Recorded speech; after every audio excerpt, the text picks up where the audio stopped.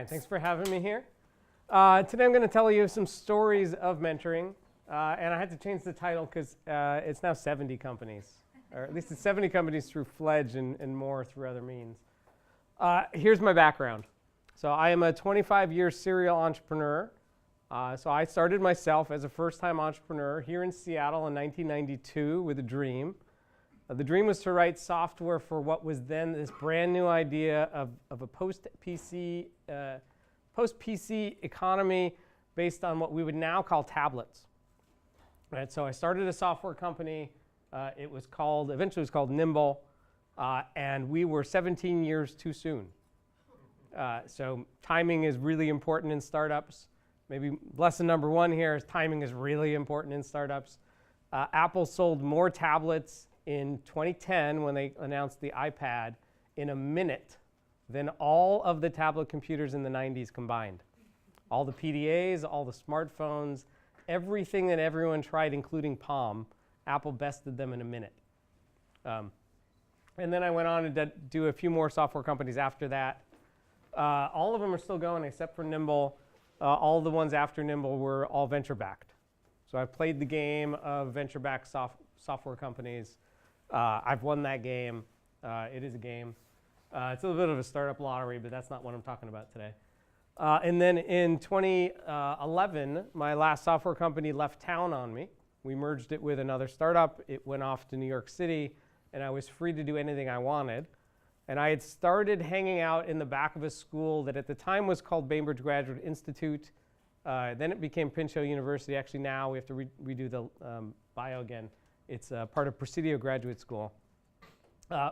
Those are the first two schools in the world to teach how to do good while doing business, or how to do good by doing business.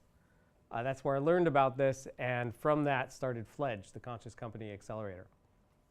And most of the talk's going to be about Fledge and fledglings. In the midst of all that, I became an entrepreneur in residence for what was then called the Center for Commercialization, which is now CoMotion. And while here, I helped my first about 12 companies turn into companies at least. And I succeeded with one.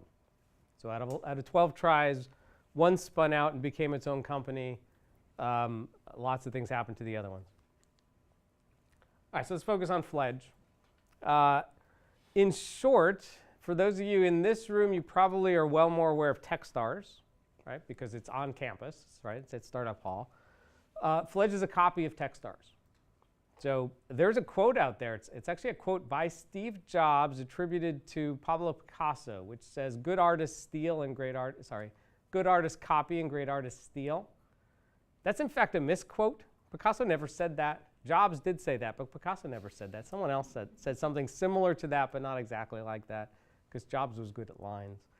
Right. The best way to create a startup that works is to copy a startup that's working. So Techstars was a 6-year-old startup in 2011. I took their model. I became one of their mentors. I took their model, jumped in. I talked to Chris DeVore, who runs the show. I talked to the companies that were in the program. I talked to the other mentors. And then the Microsoft Accelerator spun up that subsequent year. I talked to the director of that one and the companies that were in there. I was a lead mentor in that program. That was also powered by Techstars. And I talked to teams running in lots of different accelerators around the world, trying to find out whether or not accelerators work at all. That's still an open question. I don't think it should be an open question, but it's still an open question. And to find out if they do work, what makes them work, and then copied that and made it better. So that's what Fledge is. So we find the best companies from around the world. We invest in them. We pay them money to come to work for our program. We make them better, and we send them home. We've been doing that for 5 years. We have done that for 63 graduates and 6 current teams in the program here in Seattle, 4 of which are in the room, and we'll tell you what they do later.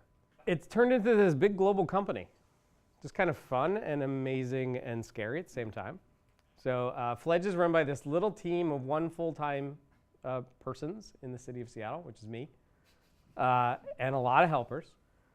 We have gotten applications from about 1,200 companies from 95 countries in the world over the past 5 years. We have accepted applicants from 22 different countries. We run programs currently in 2 cities, and 2 more are announced. So by next summer, we will have run programs in 4 different countries. And we get applications, I said that already, but we get applications from just about everywhere. And what's amazing in this world of 2017, or even in the world of 2011, is that one person can run a global company and reach everyone on the planet that they want to reach, and make a business out of that. Right? That was not possible in '92 when I started my first company. Right? That was, 92, we still were advertising by buying ads in paper newspapers. Right? We were still debating whether or not we needed a yellow page ad. Right? Remember the yellow pages? All right, on the back end, a little tiny bit of view of sausage making. We get a lot of applications. So we just had our deadline on Sunday for Fledge 10 in Peru. There are 234 companies. Oh, sorry, this is the Fledge 9 view, but there's 225 companies in the Fledge 10 view. I didn't want to show that because we haven't picked the companies yet. This was the view from 5 months ago.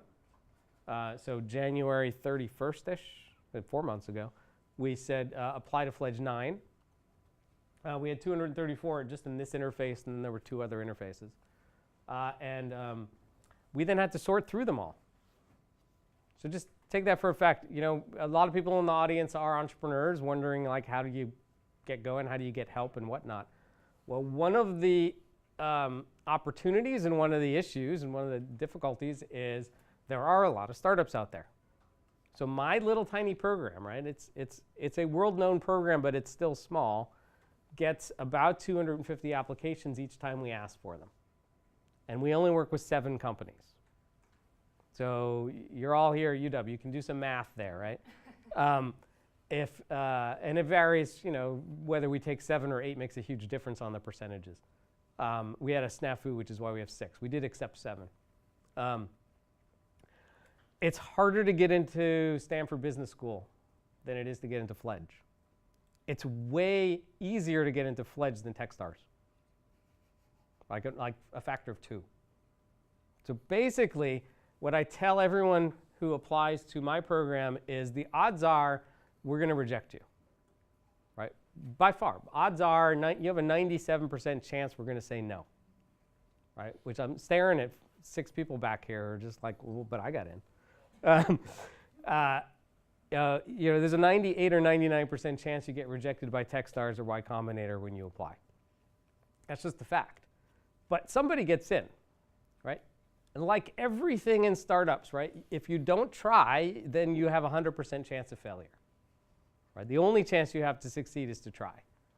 So lo and behold, some people do get in, right? And when they get in, they get a ton of help. And there are, luckily, enough programs like this in the world that hundreds of companies get into these programs and get help, right? Just not tens of thousands. All right, so what happens when you get in? What do we do with these companies? Well, basically 3 things, 3 big buckets. One is we teach them entrepreneurship.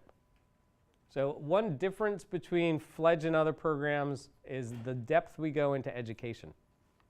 I happen to teach entrepreneurship at that other school, at what's now Presidio Graduate School. I have in my history taught entrepreneurship at UW back in 2000.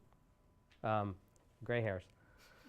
I taught software entrepreneurship with Emer Dooley in 2000, back in the .com bubble.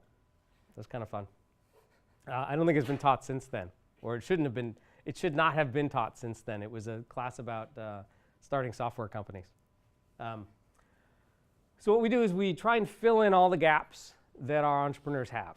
Every entrepreneur I've ever met has a gap somewhere.